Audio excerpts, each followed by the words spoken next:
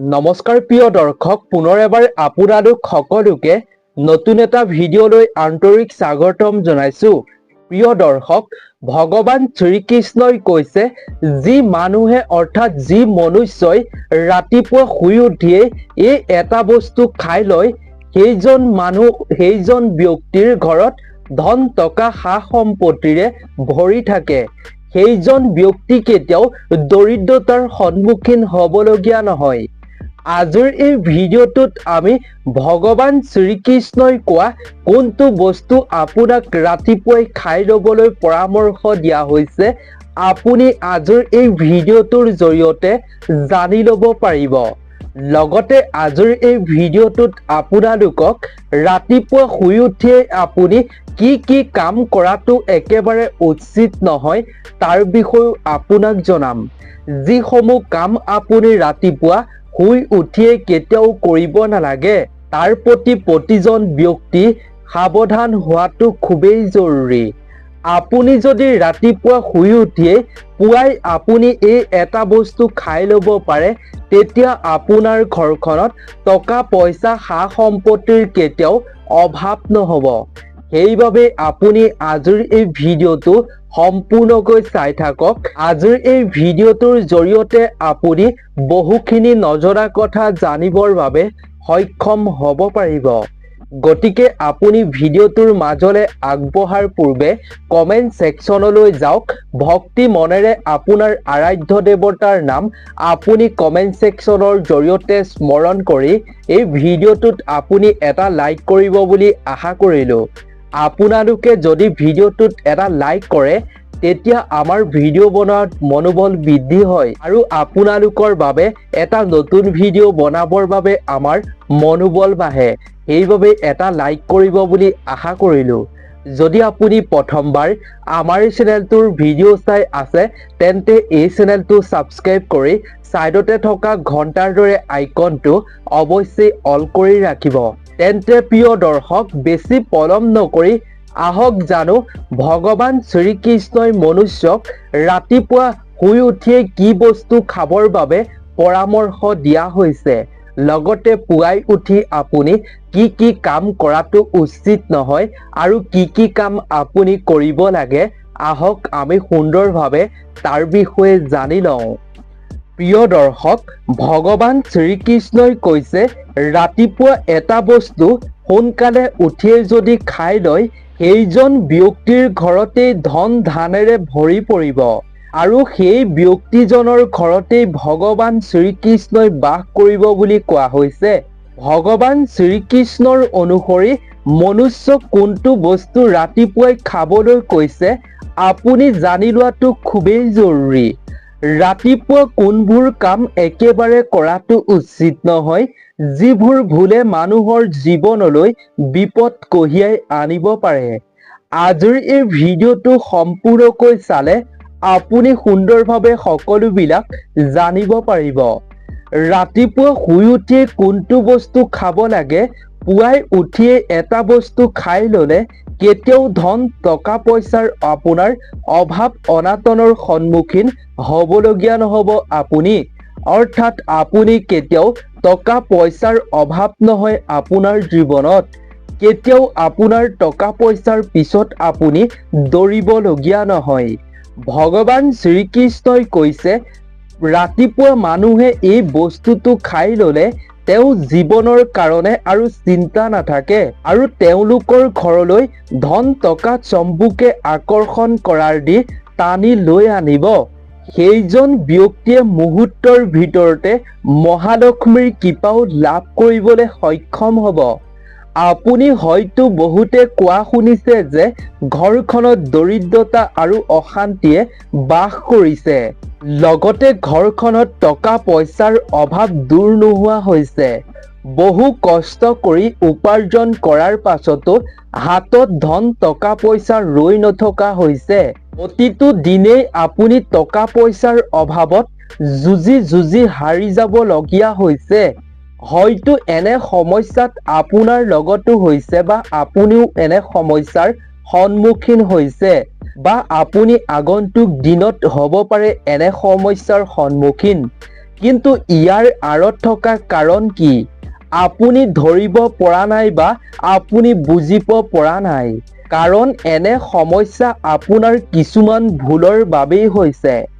আমাৰ ধৰ্মীয় শাস্ত্ৰতো ইয়াৰ বিষয়ে বহুতো নীতি নিয়মৰ বিষয়ে কোৱা হৈছে আৰু বহুতো পৰামৰ্শ উল্লেখ কৰি গৈছে, যিখিনি নিয়ম আমি বয়োজ্যেষ্ঠসকল বা পূৰ্বপুৰুষসকলে আমাক মানি চলিবলৈ বহু আগতেই পৰামৰ্শ আগবঢ়াইছিল। কিন্তু আজিৰ দিনত এই কথাবোৰ, এই নিয়মবোৰ কোনেও গুৰুত্ব নিদিয়ে বা কোনেও মানি চলাৰ দৰকাৰ বুলি নাভাবে। যেতিয়া মানুহৰ হাতত ধন টকা পইচা বৈভৱৰ সমস্যা হয়, তেতিয়া ইয়াৰ কাৰণসমূহ জানিবলৈ মানুহে চেষ্টা কৰে। আচলতে ইমান সোনকালে কিয় ইমান দৰিদ্ৰ হৈ গলো আৰু কিছুমান কৰ্মৰ দ্বাৰা আমাৰ সফলতাত বাধা জন্মায়। যদিহে ভগৱান শ্ৰীকৃষ্ণৰ অনুসৰি পুৱাই উঠিয়েই আমি এইবোৰ কাম কৰি ল'ব পাৰোঁ, তেতিয়া আপুনি কেতিয়াও দৰিদ্ৰতাৰ সন্মুখীন হ'বলগীয়া নহয়। কিন্তু ৰাতিপুৱাই শুই উঠিয়েই যদি আপুনি কিছুমান ভুল কাম কৰে, তেতিয়াহ'লে আপুনি নিজেই নিজৰ ঘৰলৈ দৰিদ্ৰতাক আমন্ত্ৰণ দিয়াহে হ'ব। সেইবাবে আপুনি আজিৰ এই ভিডিঅ'টো চাই থাকক। আমি সেই কামবোৰৰ বিষয়ে আপোনালোকক জনাম, যিসমূহ কাম আপুনি পুৱাই উঠিয়েই কেতিয়াও কৰিব নালাগে। তেন্তে আহক বেছি পলম নকৰি পুৱাই উঠিয়েই কোনবোৰ কাম কৰিব নালাগে, কোনটো বস্তু খাব লাগে, তাৰ বিষয়ে আমি সুন্দৰভাৱে জানি লওঁ। প্ৰিয় দৰ্শক, 1 নম্বৰতে হৈছে, যদিহে ৰাতিপুৱা শুই উঠিয়েই আপুনি আইনাত নিজকে দেখা পায় বা আপুনি আইনা চাই, তেন্তে আপুনি ভুলতো আজিৰে পৰা এই কাম কেতিয়াও নকৰিব।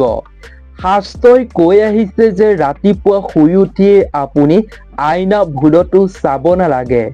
পুৱাই উঠিয়েই নিজৰ মুখখন যদি আপুনি আইনাত দৰ্শন কৰে, তেতিয়া দৰিদ্ৰতা, দুৰ্ভাগ্য আৰু সমস্যাক নিজৰ জীৱনলৈ আমন্ত্ৰণ কৰাৰ সমানেই। সেইবাবে আপোনাৰ যদি এনে অভ্যাস আছে, তেন্তে আপুনি আজিৰে পৰা ত্যাগ কৰক। কেতিয়াও পুৱাই উঠিয়েই আপুনি আইনাত নিজৰ মুখখন দৰ্শন নকৰিব। 2 নম্বৰতে হৈছে, বহু মানুহে পুৱাই উঠিয়েই বিচনাতে চাহ নাস্তা গ্ৰহণ কৰে, বহুতে ভোজনো গ্ৰহণ কৰে। যদি আপুনিও এই ভুল কৰে, তেন্তে আপোনাক কওঁ যে শাস্ত্ৰৰ মতে স্নান নকৰাকৈ বা দাঁত ব্ৰাছ নকৰাকৈ, আপুনি সূৰ্য দেৱতাক জল অৰ্পণ নকৰাকৈ ভোজন কৰাটো একেবাৰে অনুচিত। কিয়নো সূৰ্যৰ দ্বাৰাই আমি অন্ন লাভ কৰিছোঁ। সেইবাবেই সূৰ্য দেৱতাক আপুনি পুৱাই উঠি ধন্যবাদ নিদিয়াকৈ অন্ন গ্ৰহণ কৰাটো উচিত নহয়। একেবাৰে আপুনি এই কাম নকৰিব আজিৰে পৰা। প্ৰিয় দৰ্শক, ইমানলৈকে যদি আপুনি ভিডিঅ'টো চাই ভাল পাইছে, তেন্তে অনুগ্ৰহ কৰিছোঁ ভিডিঅ'টোত এটা লাইক কৰিব বুলি আশা কৰিলোঁ। এইবাৰ আমি জানো আহক 3 নম্বৰ ৰাতিপুৱাই শুই উঠি কৰিব নলগীয়া কামটোৰ বিষয়ে। 3 নম্বৰতে হৈছে, পুৱা শুই উঠিয়েই আপুনি কৃষ্ণ নাম মুখেৰে উচ্চাৰণ কৰিব লাগে। পুৱাই উঠিয়েই মুখৰ পৰা প্ৰথমেই আপোনাৰ প্ৰথম শব্দটো ওলাব লাগে আপোনাৰ ৰাম কৃষ্ণ। কিন্তু তাৰ বিপৰীতে যদি আপোনাৰ মুখেৰে নিগেটিভ কথা ওলাই, নিগেটিভ শব্দ উচ্চাৰণ কৰে, তেন্তে নিজৰ দুৰ্ভাগ্যক নিজেই আমন্ত্ৰণ কৰাৰ সমান। সেইবাবেই আপুনি পুৱাই উঠিয়েই কেৱল ভগৱানৰ চিন্তা কৰিব লাগে, নহ'লে জীৱনলৈ বহু সমস্যা আহিব পাৰে আপোনাৰ। যদি ৰাতিপুৱাই শুই উঠিয়েই আপুনি ৰাম কৃষ্ণ বুলি মুখত এই নাম জপ কৰে বা উচ্চাৰণ কৰে, তেতিয়া আপোনাৰ জীৱনলৈ একো সমস্যাই নাহে। সকলো বিপদ বিঘিনিৰ পৰা আপুনি মুক্ত হৈ থাকিব পাৰিব। প্ৰিয় দৰ্শক, 4 নম্বৰতে হৈছে, আমাৰ ধৰ্মীয় শাস্ত্ৰত গংগা জলৰ বিশেষ মহত্ব আৰু গুৰুত্ব আছে। ইয়াক বহুত পবিত্ৰ বুলি কোৱা হয়। পৌৰাণিক কাহিনী আৰু কথাৰ অনুসৰি গংগা এনেকুৱা এখন নৈ, য'ত সকলো দেৱ দেৱতাই স্নান কৰিছিল। সেইবাবেই গংগাজল খুবেই পবিত্ৰ বুলি গণ্য কৰা হয় শাস্ত্ৰত। গংগাজল সৰুৰ পৰা ডাঙৰ বটল আপুনি বজাৰত বৰ্তমান উপলব্ধ। আপুনি বজাৰত পাব। যদিহে আপুনি ৰাতি শোৱাৰ সময়ত আপুনি এটা তামৰ পাত্ৰত আপুনি পানীত গংগাজল অলপ ঢালি এই পানীখিনি আপোনাৰ শিতানৰ ফালে থৈ দিব লাগে ৰাতি শোৱাৰ আগতে। আৰু আপুনি ৰাতিপুৱা সেই তামৰ পাত্ৰটোত থকা পানীখিনিৰ পৰা অলপ আপুনি সামান্য পৰিমাণে আপুনি পানী লৈ আপোনাৰ বিচনাখনত ছটিয়াব লাগে। বাকীখিনি পানী আপুনি সেৱন কৰিব লাগে। অৰ্থাৎ যি আপুনি ৰাতি তামৰ পাত্ৰটোত পানীৰ লগত গংগাজল মিহলি কৰি ৰাখিছিলে শিতানৰ ওচৰত, সেই শিতানৰ ওচৰত থকা আপুনি তামৰ পাত্ৰটোৰ পৰা অলপ আপুনি সামান্য পৰিমাণে গংগাজল উলিয়াই সেই সামান্য পৰিমাণে গংগাজল আপোনাৰ বিচনাখনত ছটিয়াব লাগে আৰু বাকীখিনি পানী আপুনি সেৱন কৰিব লাগে। ভগৱান শ্ৰীকৃষ্ণই কৈছে, যি মনুষ্যই নিয়মিত এই জল সেৱন কৰে সেইজন যুগ যুগলৈ মহাফল লাভ কৰিবলৈ সক্ষম হয় সেইজন ব্যক্তিয়ে। লগতে মা লক্ষ্মীৰ কৃপাও এনেকুৱা ব্যক্তিৰ ওপৰত থাকে। এনেকুৱা মানুহেই সোনকালে ধনৱান হৈ পৰে। গংগাজল ইমানেই পবিত্ৰ জল, মানুহৰ মুখত ইয়াৰ এটোপাল দিলেই সকলো পাপ কৰ্ম নষ্ট হৈ পৰে আৰু মোক্ষ প্ৰাপ্তি হয়। গংগাজল কেতিয়াও অপবিত্ৰ নহয়। সেইবাবেই ৰাতিপুৱা পুৱা শুই উঠিয়েই আপুনি এই কাম কৰিবলৈ প্ৰতিদিনেই নাপাহৰিব। নিশ্চয় আপুনি পুৱা শুই উঠিয়ে এই কাম অৱশ্যেই কৰিব। যদিহে আপোনাৰ মনত বেয়া চিন্তা আৰু নিগেটিভ চিন্তাধাৰা দূৰ কৰাটো আপুনি বিচাৰে, দৰিদ্ৰতাৰ পৰা আপুনি পৰিত্ৰাণ পাব বিচাৰে, তেন্তে এটা কাম আপুনি যেনে তেনে কৰিব। পুৱাই উঠিয়েই আপুনি আইনা নোচোৱাকৈ প্ৰথমেই আপুনি ভগৱানক দৰ্শন কৰিব। আপোনাৰ শোৱনি কোঠাত ভগৱানৰ এনেকুৱা এখন ফটো লগাওক যিখন ফটোৰে আপোনাৰ মন মোহি নিয়ে। আপুনি এনেকুৱা এটা স্থানত সেই ফটোখন লগাই ৰাখক য'ত আপুনি পুৱাই উঠিয়েই চকু মেলিয়েই সেই ফটোখন অৰ্থাৎ ভগৱানক আপুনি প্ৰথমেই দৰ্শন কৰিব পাৰে, যাতে আপোনাৰ মন প্ৰাণ সকলো ভৰি পৰে। ভগৱানৰ দৰ্শন কৰিলে মানুহৰ জীৱনত উন্নতি হয়। পুৱাই উঠিয়েই আপুনি ধৰিত্ৰী মাৰ ভৰি স্পৰ্শ কৰিব লাগে। ধৰিত্ৰী আইক আপুনি ক্ষমা খুজিব লাগে আৰু আশীৰ্বাদ বিচাৰিব লাগে আৰু তাৰ পাছত আপুনি মাটিত ভৰিখন থব লাগে। এনেকুৱা কৰিলে মানুহৰ জীৱনলৈ সৌভাগ্য আহে। প্ৰিয় দৰ্শক, এতিয়া জানো আহক পুৱা উঠিয়েই আমি কি বস্তু খাব লাগে, কি বস্তু খালে আমি সুফল পাব পাৰিম। তাৰ আগতে যদি আপুনি ইমানলৈকে আপোনাৰ আৰাধ্য দেৱতাৰ নাম কমেণ্টত স্মৰণ কৰা নাই, তেন্তে ভক্তি মনেৰে আপুনি স্মৰণ কৰিব। প্ৰিয় দৰ্শক, 1 নম্বৰতে হৈছে, যেতিয়া পুৱা আপুনি ঘৰৰ পৰা ওলাই যাব তেতিয়া আপুনি কেতিয়াও খালী পেটেৰে ওলাই নাযাব। কিবা এমুঠি খাইহে আপুনি ওলাই যাবলৈ চেষ্টা কৰিব সদায়। ইয়াৰ ফলত মা লক্ষ্মীৰ অসীম কৃপা আপোনাৰ লগত থাকিব। যেতিয়া আপুনি ঘৰৰ পৰা ওলাই যাব তেতিয়া আপুনি ভগৱানৰ শ্ৰীচৰণত থকা এপাহ ফুল আপুনি লগত লৈ যাব আৰু আপুনি প্ৰসাদ হিচাপে গ্ৰহণো সেৱনো কৰিব পাৰে। ইয়াৰ ফলত আপুনি ভগৱানৰ অসীম কৃপা দৃষ্টি পাবলৈ সক্ষম হ'ব পাৰিব আৰু ভগৱান আপোনাৰ লগতে থাকিব। আপুনি যিমানেই বিপদত নপৰক কিয়, ভগৱানে আপোনাক দুহাতেৰে ৰক্ষা কৰিব। আপুনি যি কাম কৰিব সেই কামত আপুনি সম্পূৰ্ণ সফল হ'ব পাৰিব। 2 নম্বৰতে হৈছে, যেতিয়া আপুনি ঘৰৰ পৰা কিবা এটা ভাল কামত ওলাই যাব, ভগৱান শ্ৰীকৃষ্ণই কৈছে তেতিয়া আপুনি আপোনাৰ মুখ মিঠা কৰি যাব লাগে। কিন্তু মনত ৰাখিব, পুৱাৰ সময়তেই মিঠা সেৱন কৰাটো সৰ্বোত্তম সময় বুলি কোৱা হৈছে। ইয়াৰ ফলত আপোনাৰ জীৱনলৈ আপোনাৰ জীৱনৰ পথ সুগম হৈ পৰিব। যি বিচাৰিব সেইখিনিকে আপুনি পাবলৈ সক্ষম হ'ব পাৰিব। ভগৱান শ্ৰীকৃষ্ণই কৈছে, কপালত যি ব্যক্তিয়ে চন্দন লগায়, চন্দনৰ তিলক লগায়, সেই ব্যক্তিয়ে বিজয় লাভ কৰে। সেয়া বিজয় তিলক বুলি গণ্য কৰা হয়। সেইবাবেই কপালত আপুনি চন্দনৰ তিলক লগাব লাগে।